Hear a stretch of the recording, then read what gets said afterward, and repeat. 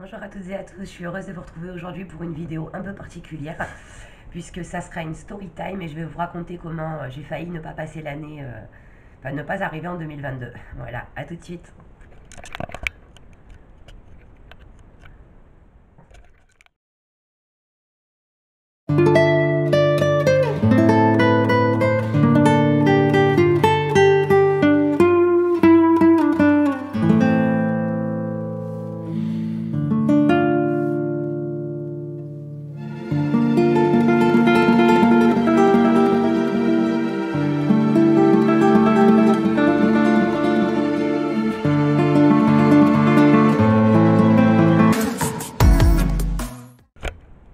Voilà, donc comme je vous le disais, j'ai failli ne pas arriver en 2022 parce qu'en fait j'ai appris que je vous dise pas de bêtises, le 29 décembre que j'étais à 2 jours de mourir. Voilà, tout simplement. Ça, je souris, mais c'est pas. Enfin, je vais pas en pleurer, quoi. Voilà. Donc en fait, ce qui s'est passé, c'est que donc le lendemain de Noël, je me suis réveillée le matin avec une douleur abominable dans le dos et dans l'aine, enfin dans le bas-ventre en fait. Et je comprenais pas pourquoi, mais bon voilà, j'aime pas les médecins, je vais pas chez le médecin tous les 2 jours pour un oui, pour un non, donc je me suis dit voilà, ça passera, j'ai pris des antidouleurs et j'ai traîné comme ça pendant quelques jours, pendant 4 jours, ouais, comme ça, avec cette douleur lancinante qui m'empêchait de vivre normalement, en fait, tout simplement. Et le 29, enfin dans la nuit du 28 au 29, je me suis réveillée avec une douleur très très très aiguë, en fait, puisque j'avais l'impression qu'on me mettait des coups de poignard carrément dans le ventre et dans le dos. Et quand je posais le pied par terre, j'avais super super mal. Et même pire que super mal, c'était franchement ignoble. J'ai un seuil de tolérance à la douleur très élevé. Mais là, sur une échelle de 1 à 10, j'aurais mis 15, quoi, tellement c'était très très dur. Mais bon, encore une fois, toujours avec ma tête dure, je me suis dit, c'est bon, il est 3 heures du matin, je vais pas faire chier Seb. Fais ta matinée, on verra plus tard, c'est pas bien grave. Et donc 9 heures, je vais pour aller aux toilettes, je monte les escaliers. Et là, plus moyen de poser le pied tellement j'avais mal en fait. Donc je suis allée voir Seb, je lui ai dit, bon, écoute, là, il va falloir appeler SOS médecin pour qu'il se déplace parce que c'est pas normal. Cette douleur là, il faut vraiment, voilà, pour que moi je dise que je dois voir un médecin, c'est que vraiment c'était insupportable. Donc on appelle SOS médecin, évidemment ce jour-là, pas de médecin disponible. Donc je me dis, c'est pas grave, je vais attendre encore un peu. Si vraiment ça va pas, je prendrai rendez-vous en urgence chez mon médecin traitant ou j'irai en consultation libre puisque l'après-midi, il consulte sans rendez-vous. Donc je me suis dit, au pire des cas, cet après-midi, j'irai voir mon médecin. Et donc voilà, les minutes, les heures se passent. Et d'un coup, je dis à Seb, c'est bizarre, quand je marche, j'ai la jambe qui s'engourdit, j'ai l'impression qu'elle se paralyse et que je la sens plus, quoi. Et en même temps, j'avais l'impression d'avoir un frottement entre les jambes que j'ai pas habituellement. Donc je monte, je me dis, ouais, je vais aller regarder, je vais enlever mon pantalon, je vais aller regarder ce qu'il en est. J'arrive devant mon miroir en haut et là je m'aperçois que ma jambe a doublé de volume et qu'elle est violette en fait. Du coup, j'appelle Seb en panique, je redescends, je lui dis appelle les pompiers, enfin appelle les urgences, c'est pas normal, j'ai un gros problème, quoi, j'ai vraiment un truc qui va pas. Donc là-dessus, il appelle le SAMU. Le SAMU ne voulant pas se déplacer puisque c'est pas une urgence vitale apparemment, me demande donc de faire une visio consultation, sauf que la visio n'a jamais fonctionné, donc ils m'ont demandé d'envoyer une photo de mes jambes. Si je ne l'ai pas mise en miniature, j'essaierai de l'incruster dans la vidéo. Je pense que je la mettrai en miniature, c'est pas un truc dont je suis fière, mais bon, ça démontrera bien ce que j'ai eu. Donc voilà. Donc je leur envoie une photo par SMS. Et là, donc le médecin me dit, on vous envoie une ambulance, il faut aller consulter d'urgence. Donc il m'envoie une ambulance. Je pars donc en urgence, enfin, les ambulanciers arrivent, me font vite fait un examen, les constantes étaient bonnes, tout était bon, ils regardent ma jambe, c'était gonflé, mais pas de panique, quoi, voilà, rien d'exceptionnel. Ils m'emmènent aux urgences de Fréjus, à l'hôpital de Fréjus, mon hôpital préféré, bien sûr. Et là, donc, s'ensuit 7 heures d'attente, en fait, avec donc une prise de sang à la base, puisqu'on me dit oui, pour eux, c'était une tendinite. Et le gonflement à la jambe, peut-être un nerf pincé, ou voilà, ils ne savaient pas exactement, mais bon, ils m'ont fait une prise de sang pour être sûr de ce que ça pouvait être, s'il y avait une infection, pas une infection, une thrombose, pas une thrombose, enfin bref, voilà. Ils m'ont fait une prise de sang. Et donc, prise de sang faite, j'attends encore 3 heures pour les résultats de la prise de sang, alors qu'en fait, bah, il n'y avait personne aux urgences. Bref, ça c'est encore un autre sujet. C'est pas grave, c'est pas le. Enfin, je suis pas là pour parler de ça. Donc mes résultats de prise de sang arrivent. Je sais pas ce qu'ils ont vu dedans, mais ça a déclenché une écho-doppler en catastrophe. Voilà, puisqu'ils m'ont même pas dit ce qu'ils avaient vu dans ma prise de sang ou pas, mais bon. Toujours est-il qu'ils m'ont fait faire l'écho-doppler. J'arrive au service radiologie. Le radiologue me fait l'écho-doppler. Et ben là, le diagnostic tombe. J'avais une phagée, une phlébite qui va de la cheville jusqu'à l'estomac. Et donc le radiologue me dit d'un calme olympien. Et bien heureusement que vous avez eu l'œdème parce que si vous attendiez 2 jours de plus, enfin, entre 24 et 48 heures de plus, bah, vous étiez morte en fait, parce que ça aurait atteint les poumons, j'aurais fait une embolie pulmonaire et donc bah, voilà, on sait les suites données à une embolie pulmonaire. Donc voilà, le diagnostic est tombé, phlébite très très lourde, excusez-moi. Et de ce fait, ben voilà, tous les médecins se mettent en panique. Ils ont fait venir un cardio pour un avis cardio, puisque justement, là où la phlébite est arrivée, en fait, j'étais proche des poumons, mais vraiment très très proche. Donc ils ont fait venir un cardiologue qui m'a fait toute une échographie du cœur, enfin voilà.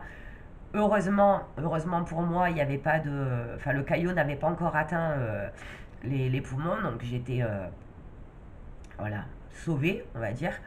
Oui, sauvée clairement, même pas on va dire, j'ai été sauvée en fait, puisque comme je vous dis, j'aurais pu ne plus être là. Et du coup, bah, ils m'ont fait une injection d'anticoagulant et m'ont prescrit anticoagulant pendant 15 jours, plus bas de contention.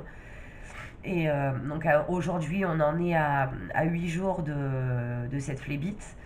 Ce que je savais pas, enfin ce que je pensais, c'est que une fois que j'aurais pris le traitement, les anticoagulants, voilà, le l'œdème allait disparaître, j'allais pouvoir retrouver une vie normale. Ils m'ont donné 7 jours de traitement intensif. Je pensais qu'au bout de 7 jours, je pourrais, voilà, que ça se serait résorbé, que je pourrais avoir une vie normale, en fait, tout simplement. Sauf que bah, ce que je savais pas, c'est que bah, la phlébite, ça se guérit pas en une semaine. Et que bah, une semaine sans pouvoir m'occuper de ma fille correctement, ça suffisait pas, puisque j'ai encore du mal à l'heure actuelle à marcher.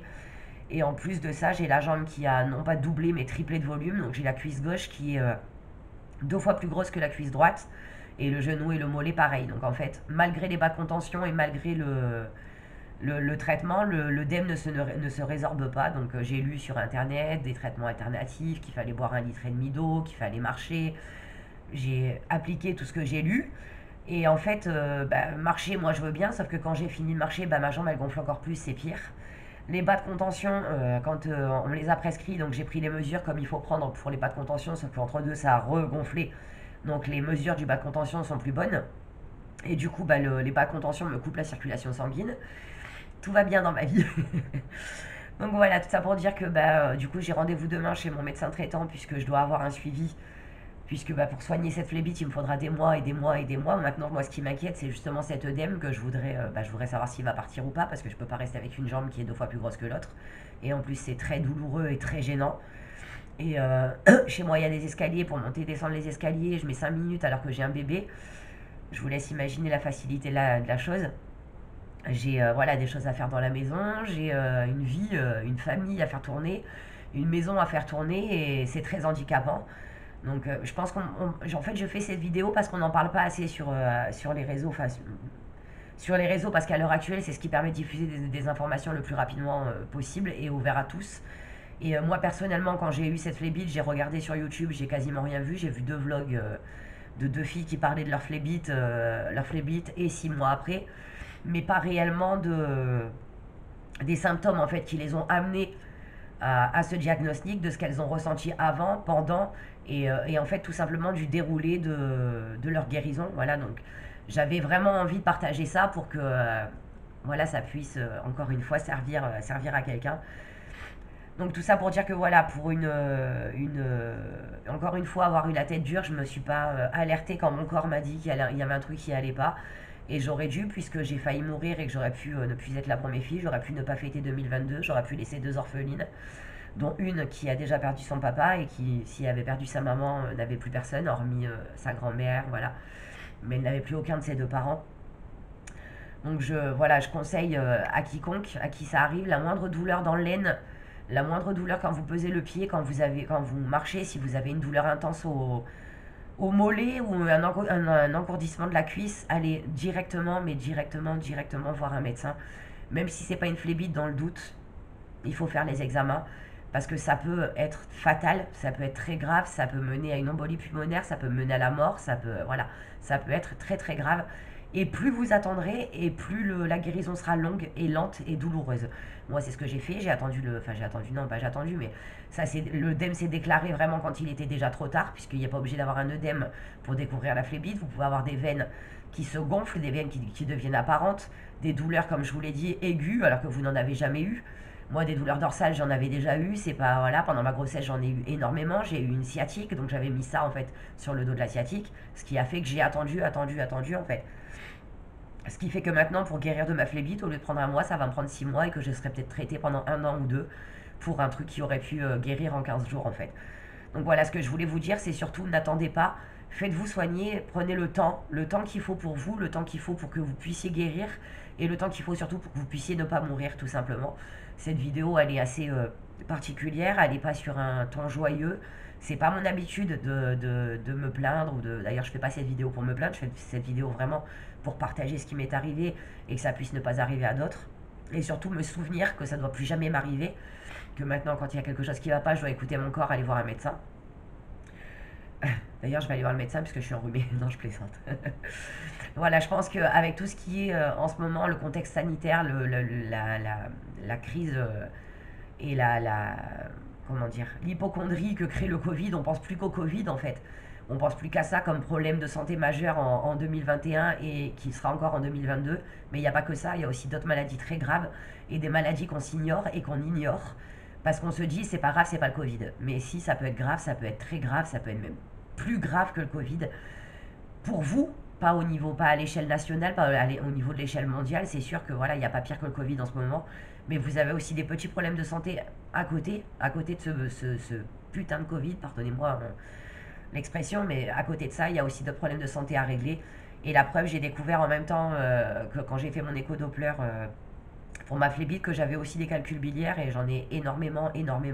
Et ça aussi, ça peut être dangereux. Donc j'ai aussi ça à faire soigner. Et tout ça, je m'en suis aperçue voilà, beaucoup trop tard parce que j'ai développé cette phobie des hôpitaux, des médecins, de tout ça, en grosse partie à cause du Covid. Parce que je me dis, je vais quand même pas me déplacer dans un hôpital entouré de malades et prendre le risque d'être contaminé pour rien en fait. Voilà. Ou aller chez le médecin, pareil, dans une salle d'attente où il y a 10 personnes qui vont attendre, qui respectent pas les gestes barrières et qui vont risquer de me contaminer pour rien, parce que toujours je me dis pour rien, c'est rien, t'inquiète pas, c'est pas grave, ça passera.